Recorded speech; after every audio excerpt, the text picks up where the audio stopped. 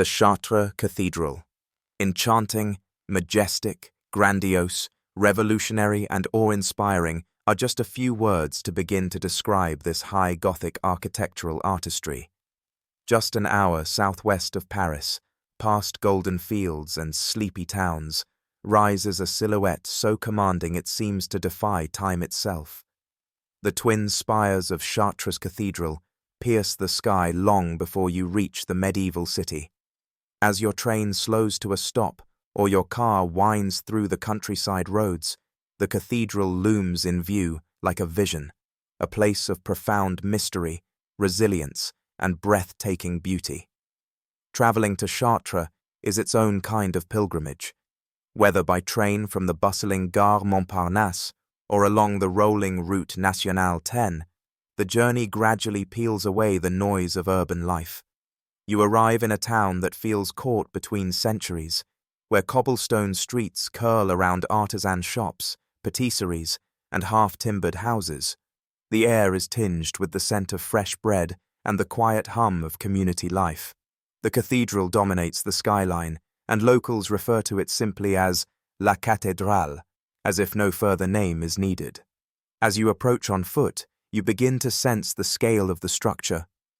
It isn't just large, it is vast.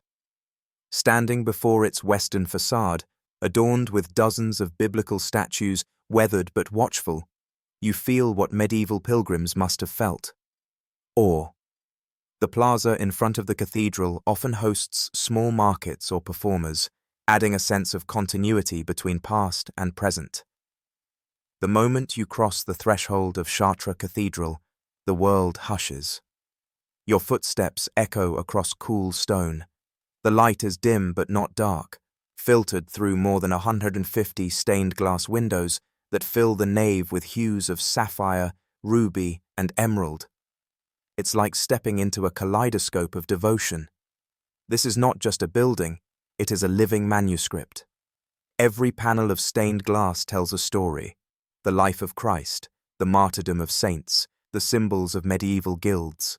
The famous Chartres blue, a color so rich and vibrant it seems lit from within, coats many of the windows in a tone unmatched by modern techniques.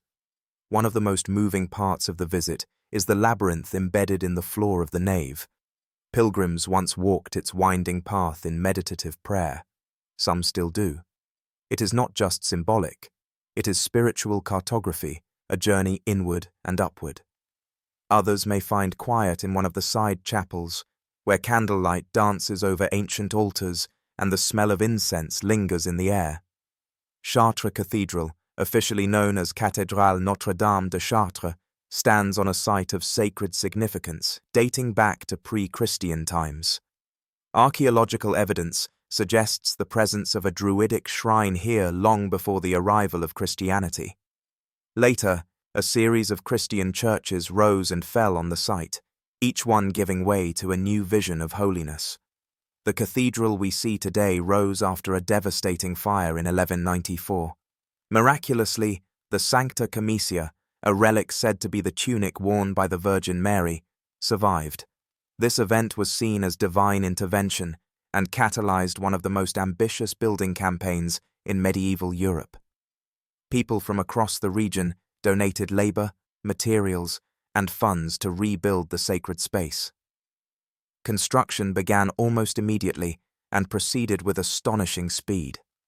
By 1250, the bulk of the structure was complete, making it one of the most intact examples of early Gothic architecture in existence. The building process was a marvel of medieval engineering, involving cranes, scaffolds, and skilled tradespeople from across France and beyond. Chartres Cathedral is often cited as the high watermark of Gothic design. Its structure is both revolutionary and reverent. Pointed arches, ribbed vaults, and flying buttresses allow for towering walls and expansive stained glass. The cathedral breathes light. Its design pulls the eyes upward, toward heaven, creating an immediate sense of elevation. Unlike many other cathedrals, Chartres was built relatively quickly and with remarkable consistency and style. This unity gives it a sense of harmony that even Notre-Dame de Paris, with its centuries of additions and alterations, does not possess. The facades are densely populated with sculpture. The royal portal on the western front is particularly mesmerizing.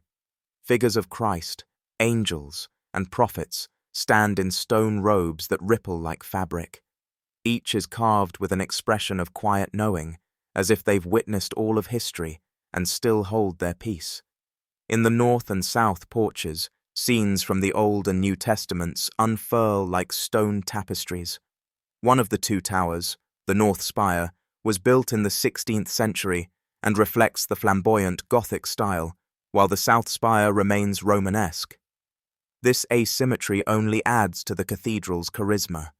Standing beneath them, one gets the feeling of being at the intersection of eras, as if the structure itself contains the passing of centuries. Unlike Renaissance masterpieces attributed to singular artists, Gothic cathedrals like Chartres were collective works.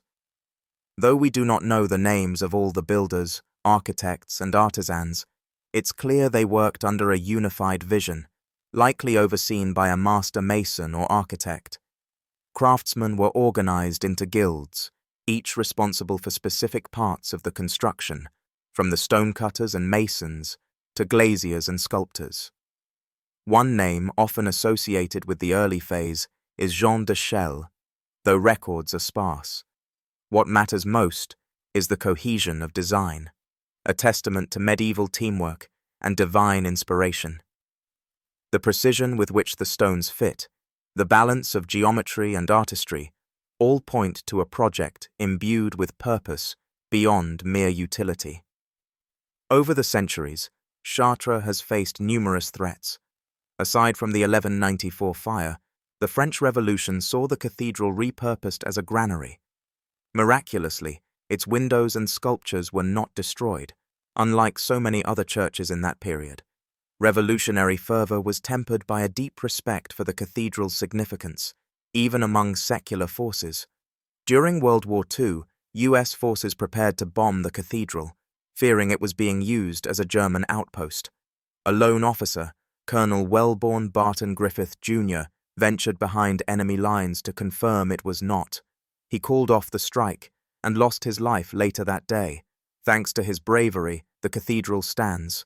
More recently, Chartres has been at the center of a controversy over its restoration.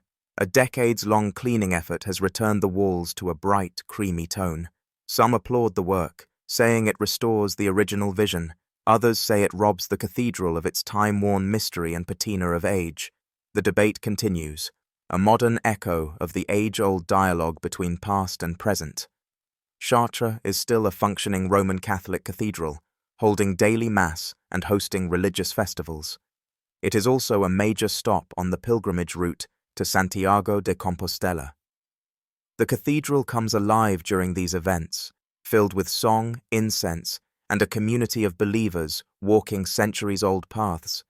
Each year, over 1 million people visit. They come for different reasons: spiritual reflection, architectural curiosity, or simple awe. Schoolchildren sit in the pews, wide-eyed. Tourists crane their necks at the vaulted ceilings. Pilgrims kneel in silence. Scholars, artists, and writers come to study, sketch, or simply absorb the atmosphere of transcendence. UNESCO designated the cathedral a World Heritage Site in 1979, recognizing not only its architectural significance, but its spiritual legacy. It is more than a building, it is a beacon. Chartres also plays host to concerts, art exhibitions, and the annual Festival of Light, when the cathedral is illuminated with breathtaking projections that tell stories across its stone skin. Several features inside Chartres remain etched in the memory long after you leave. The stained glass windows, especially the rose windows and the Jessie tree, each pane a universe of color and meaning. The crypt, among the largest in France, containing remnants of earlier churches and medieval frescoes. Its cool, dim chambers offer a contemplative counterpoint to the grandeur above. The labyrinth, a journey within the journey. Walking it can feel like a meditation, each step a question, each turn an answer. The choir screen, lavishly carved scenes from the life of the Virgin Mary, a Baroque addition that adds narrative richness. The organ. Towering above the nave, its voice fills the cathedral with music that seems to come from the heavens themselves. Each corner offers a new revelation, a hidden alcove, a forgotten saint, a flicker of candlelight in a sea of stone. Chartres is a place where the sacred and the artistic are seamlessly intertwined. Chartres Cathedral is not frozen in time, it is animated by it. Every stone has been touched by centuries. Every window has caught the sun of 1,000 dawns. The cathedral speaks of resilience, vision, and the human drive to reach toward the divine. As you leave and the spires recede in the rearview mirror or train window, you don't feel like you're leaving something behind. You feel as if something has been added to you. Chartres is not just a place you visit, it is a place you carry. If you enjoyed the video, please like and subscribe. Whether you're an architecture enthusiast, a spiritual seeker, a lover of history, or simply a traveler looking for beauty beyond the ordinary, Building History X will continue to uncover the hidden gems from around the globe.